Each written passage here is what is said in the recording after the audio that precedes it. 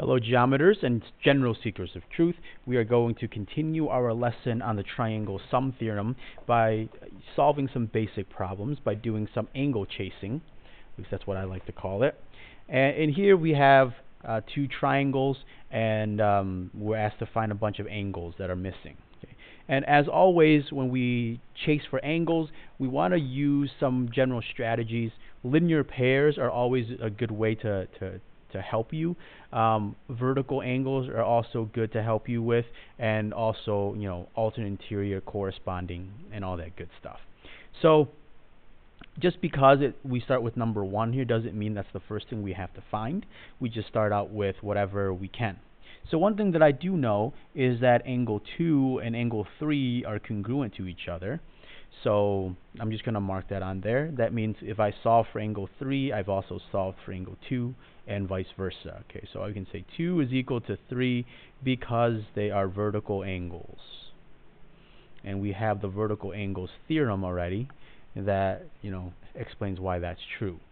Now, I'm actually going to solve for angle 2 first, just because it's a little bit easier. If you notice from the picture, angle 2 and this 58-degree angle, they form a linear pair.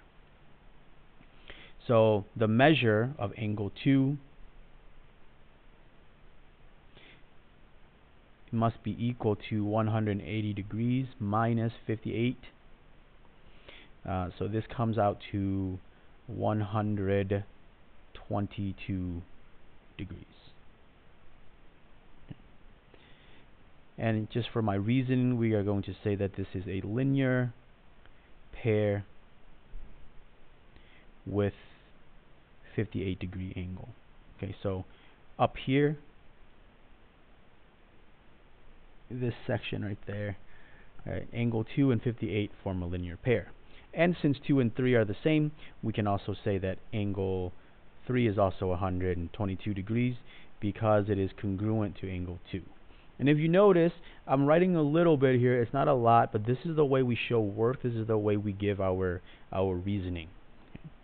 And I will actually leave it to you to figure out what is the measure of angle 1 and the measure of angle 4. So you should try these two questions on your own and make sure that you are able to do it, because I want to spend the rest of this video working on some more difficult examples.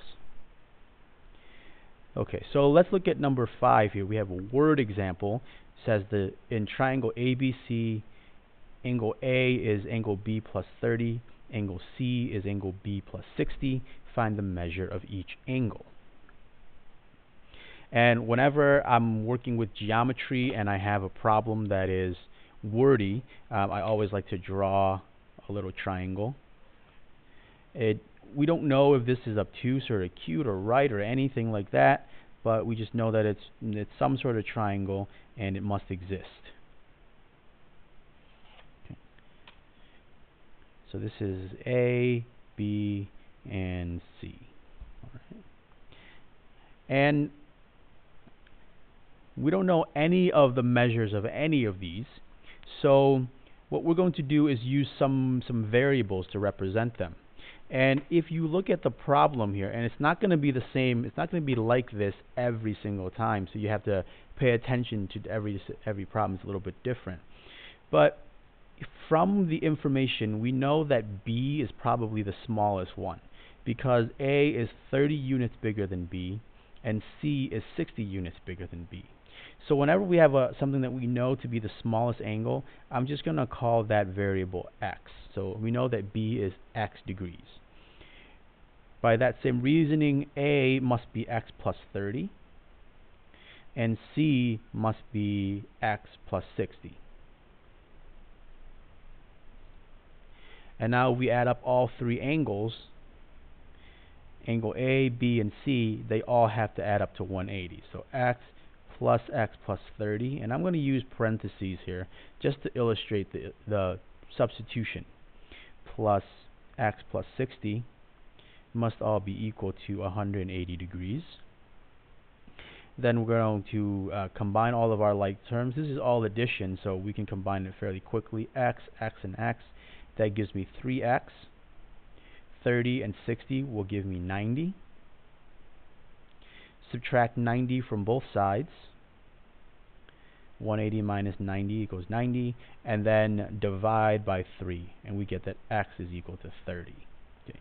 So that means angle B is equal to 30 degrees. Now remember, we're not done because we have to find the measure of all the other angles as well. So angle A is 30, because that's x plus 30, so this must be 60 degrees. And then angle C is 30 plus 60, so this must be 90 degrees. Now, of course, this picture is poorly drawn. It's not correct, and that's okay. We're not asked to draw a perfect picture in this case. The picture, because we didn't know that these were going to be the numbers to start out with. So we need to only check here that the algebraic expressions make sense. We didn't know ahead of time that C was going to be necessarily 90 degrees, so we should have drawn this at 90 as a perpendicular intersection, but that's okay. All we need to do is check that these numbers here are accurate and they make sense. So if you plug them back into here, it all makes sense. These three numbers add up to 180. A really is 30 degrees bigger than B, and C truly is 60 degrees greater than B.